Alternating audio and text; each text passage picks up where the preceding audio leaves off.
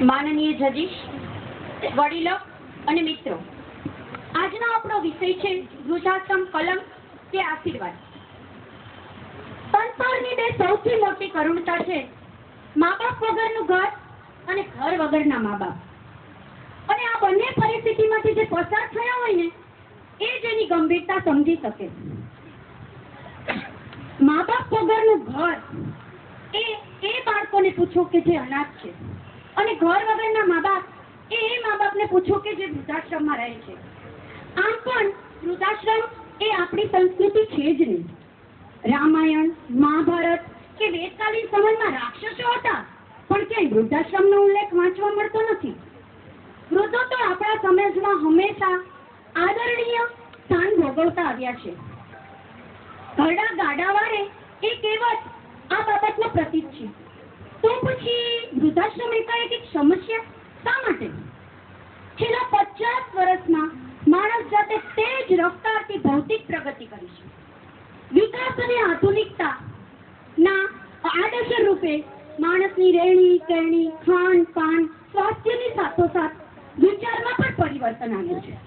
સ્વતંત્રતાની ભૂખ સ્વચ્છંદતા સુધી પહોંચી છે, અને એના પરિણામે સંયુક્ત કુટુંબ વિલુપ્ત થતા જાય છે અને વિભક્ત કુટુંબ ખૂબ વધતા જાય છે, જેનું પરિણામ છે વૃદ્ધાશ્રમ કે દીકરાનું ઘર.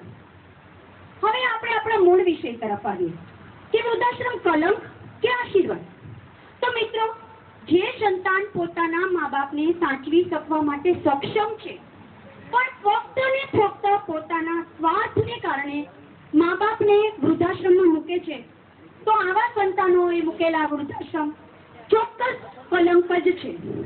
જે મા બાપ આપણી પાછળ આપણું આખું ખર્ચી નાખે છે, એવા મા બાપ કદાચ એની ઉત્તરા અવસ્થામાં થોડા કીડિયા પણ બની જાય, તો એને બુઢાપાને બાળક સમાન લેખી એને ક્ષમતાથી સાચવવાને બદલે જો એને વૃદ્ધાશ્રમ તરફ ધકેલીએ ને તો એ બહુ શરમજનક છે. મા બાપ આપણી આંગળી પકડી અને આપણું પહેલું ડગલું માનતા આપણને શીખડાવે છે, તો એના અંતિમ ડગલાઓમાં આપણે એમને સાથ આપવો જ જોઈએ. મા બાપ જ એકમાત્ર એવી વ્યક્તિ છે કે જે એના કરતાંય આપણને સફળ જોવા ઈચ્છે છે. આ સંબંધ એકમાત્ર એવો સંબંધ છે કે જે ઉપયોગિતા મૂલ્યથી પર છે. ઘરડું વૃક્ષ ભલે ફળો ન આપે, પણ છાંયડો તો આપશે જ. એટલે થોડોક પ્રેમ, થોડીક કાળજી અને થોડાક સમયના બદલામાં આપણી અઢળક આશીર્વાદ અને મબલખ વહાલ આપનાર મા બાપને જો આપણે વૃદ્ધાશ્રમનો રસ્તો દેખાડીએ, તો એક એવું કલંક બની જશે કે જે સમાજ પણ નહીં ધોઈ શકે. એક વૃદ્ધાશ્રમની બહાર લખેલી એક પંક્તિ મને યાદ આવે છે કે નીચે गिरे सूखे पत्तों पे जरा अदब से चलना, कभी बड़ी धूप में तुमने इनसे पनाह ली थी. પણ એક સિક્કાની બે બાજુની જેમ વૃદ્ધાશ્રમને માત્ર કલંક જ ગણીએ તો એ કેટલું યોગ્ય છે?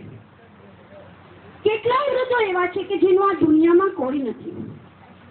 એવા એકલા અતુલા એકાકી વૃદ્ધો માટે તો વૃદ્ધાશ્રમ આશીર્વાદ રૂપ જ છે. આવા વૃદ્ધોને વૃદ્ધાશ્રમમાં એમના હમઉમ્ર મિત્ર મળી રહે છે. સાંજે માંડે એમની કાળજી રખાય છે, ચાકરી થાય છે.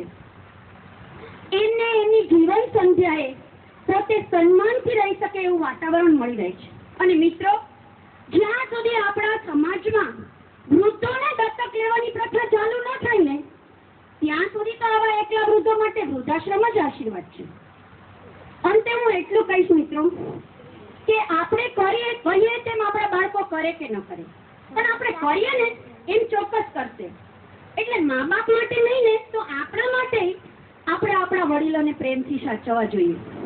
કેમ કે પીપળ પાન ખરંતા મસ્તી કુપણિયા મુજ વીતી તુજ વીતતે દેરી બાપુડિયા.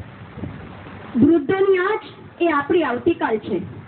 વૃદ્ધાશ્રમને આપણે આશ્રમ ગણીએ કે ન ગણીએ, આશીર્વાદ ગણીએ કે ન ગણીએ, પણ કલંક બનતા તો ચોક્કસ અટકાવી શકીએ. ખરું ને? જય જીનેન્દ્ર મિત્રો.